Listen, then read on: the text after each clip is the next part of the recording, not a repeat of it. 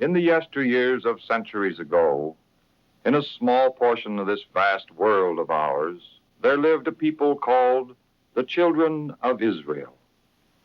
From them came certain men and women through whom God revealed himself to all mankind.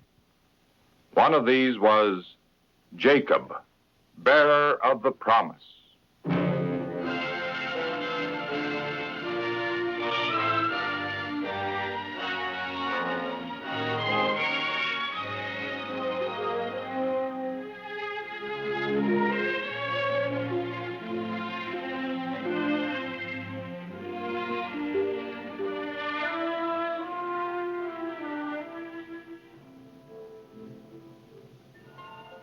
Almost 4,000 years ago, a man named Abraham heard the call of God and left his home in Haran to come to the land of Canaan. And now his son, Isaac, was married to a young woman of Haran named Rebekah. And Abraham was happy. For Rebekah was the granddaughter of Nahor, Abraham's brother, and a worshiper of the one true God. A woman who would help fulfill the promise that someday all the nations of the earth would be blessed through the descendant of Abraham.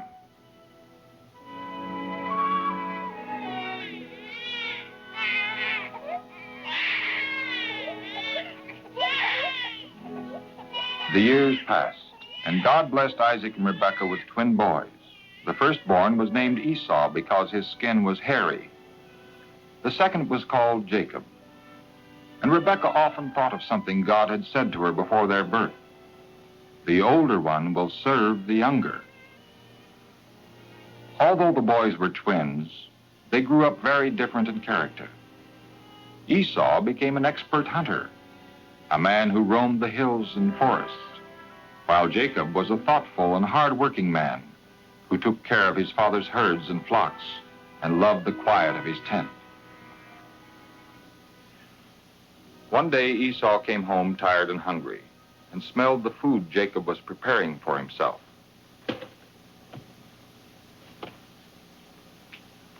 Let me have some of that right away, Jacob. I'm about to die of hunger. I will, if you will sell me your rights as the oldest son. As the firstborn son, Esau was to become the head of the family after Isaac's death, and also the ancestor of the Messiah. But he answered thoughtlessly, What good is my birthright to me? Wait. First, you must swear to me that you'll do it. Swear. As the Lord lives, I swear it. You shall have all my rights as firstborn. In this way, Jacob gained the rights of his older brother, and he was glad, because he saw that all the promises which God had made to Abraham would now belong to him and to his own family. As Isaac grew older, his eyesight became so poor that he could not see. Fearing that he might not live much longer, he decided the time had come to give his firstborn son the blessing which would place Esau at the head of the family. Esau, my son, Yes, Father. I am old. I do not know when I'm going to die. Now then, my son, go take your quiver and your bow and hunt some game for me.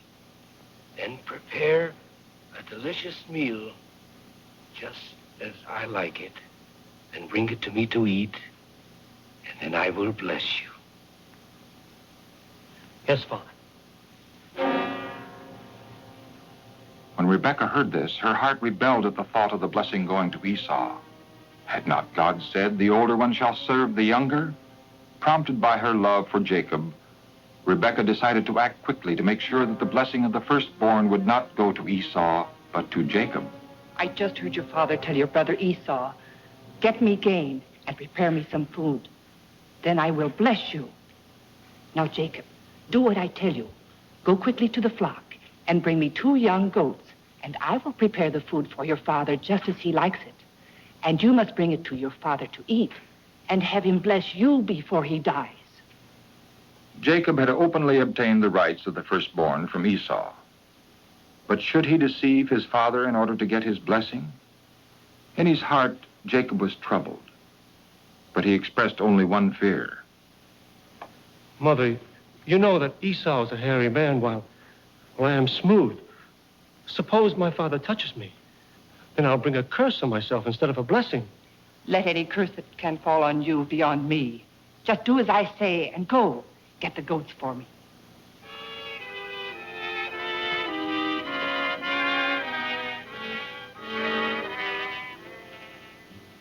Rebekah had planned well. She put Esau's best clothes on Jacob and fastened pieces of goat skin on his hands and neck so that they were no longer smooth. And Rebekah gave him the food which she herself had prepared.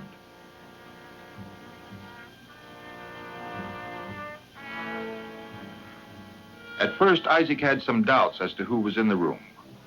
The voice was like Jacob's, but when Isaac felt the hairy hands and noticed the smell of the fields on his garments, then he believed that this was really Esau, his oldest son, and he gave Jacob his blessing.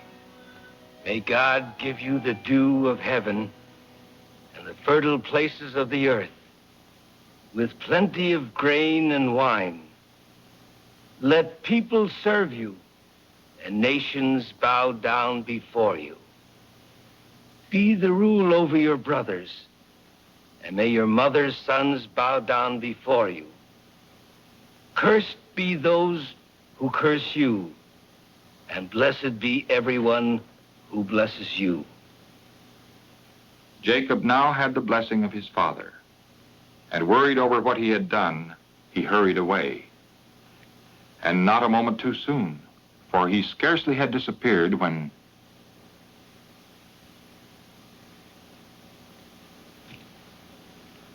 My father, here is the game I prepared for you, that you may bless me. Who are you? I'm your firstborn son, Esau. Who was it then that hunted game and brought it to me? And I have blessed him. Yes, and he shall stay blessed. Bless me too, oh my father. Then his father answered, saying, You will live away from the fertile places of the earth, and away from the dew that falls from heaven. And full of hate for his brother, Esau said to himself, My father will die soon, and then I'll kill Jacob. Rebekah was certain that unless the brothers were separated at once, there would be bloodshed and grief. So she told Isaac that the time had come for Jacob to find a wife, and that he must not marry someone outside of his own people as Esau had done.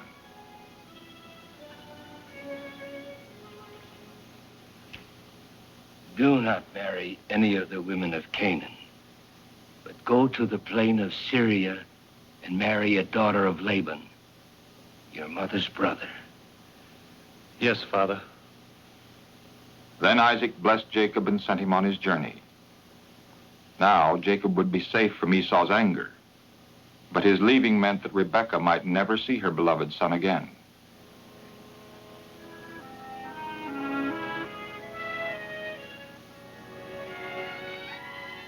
So Jacob left the only home he had ever known. That night as he slept, Jacob had a strange and wonderful dream.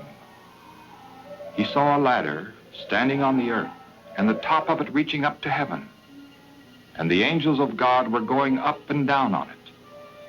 And the Lord spoke to Jacob in his dream, saying, I am the Lord, the God of your grandfather Abraham. The land on which you are lying I will give to you and to your descendants. And by your descendant, all the people in the world will be blessed. And now I shall be with you and will protect you wherever you go. And I will bring you back to this land.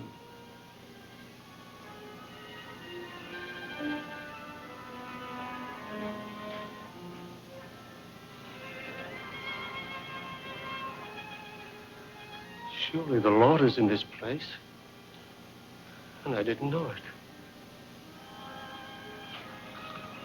How wonderful. It's nothing less than the house of God. And here, It's the gate of heaven.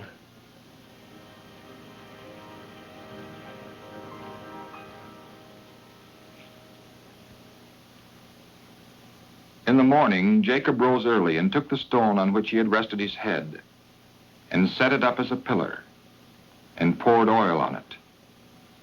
And Jacob made a solemn vow to the Lord.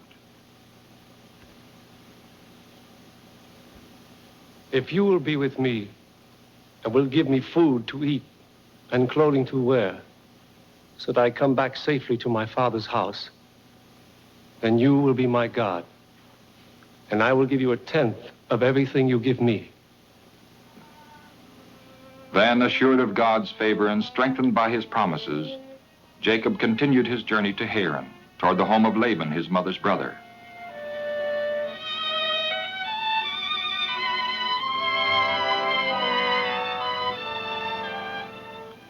And when Jacob at last arrived in Haran, he saw some shepherds resting by a well, and he asked them about his uncle. Laban, the grandson of Nahor? Yes, we know him. Is he well? Yes, he is well. See, here comes his daughter Rachel now to water his sheep.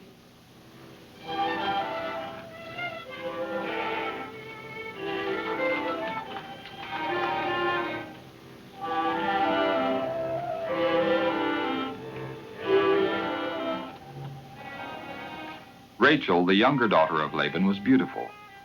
And when Jacob saw her, he rolled the stone from the opening of the well and helped water the flock.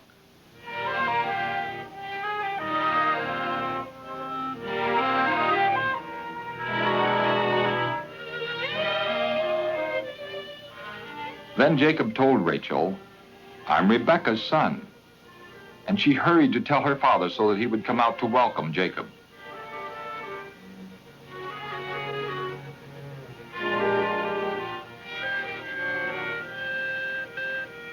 Jacob stayed at his uncle's place, and although Laban had an older daughter, Leah, Jacob fell in love with Rachel, and he agreed to serve his uncle 7 years if he could marry Rachel.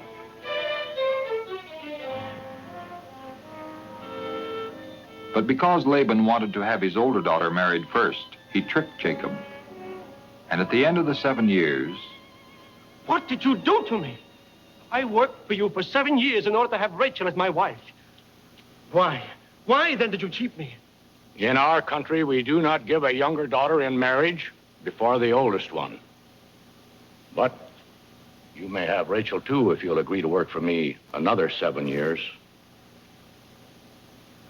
so Jacob, who had deceived his father, was now learning how painful it is to be deceived. But because of his deep love for Rachel, he agreed to his uncle's terms.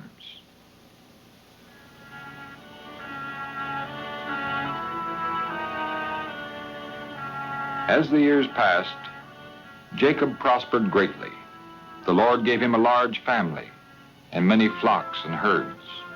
But still his heart was not at rest. He longed to see his homeland again, to make peace with his brother Esau.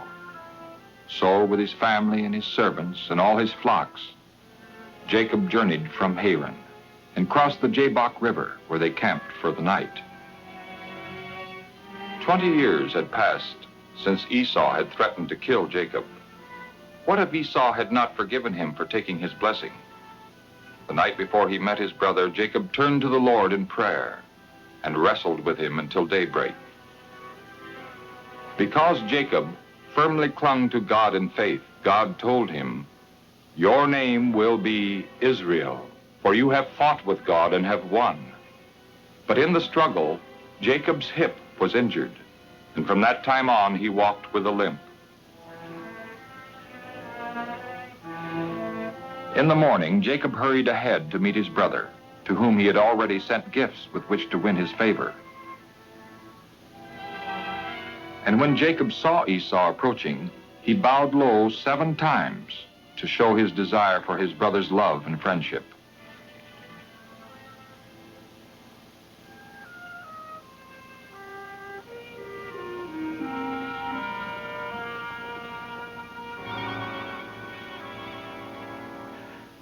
So the years of bitterness were over, and the 2 brothers were again at peace. But one more reunion awaited Jacob. the reunion with his father Isaac, who was still living. Many long years had passed since that day when Isaac, believing that he was about to die, had given his blessing to Jacob. But now, with Jacob before him, safe at home again, with a family and great possessions, Isaac felt certain that God's will had been done, and that his son Jacob was indeed the rightful bearer of God's promise.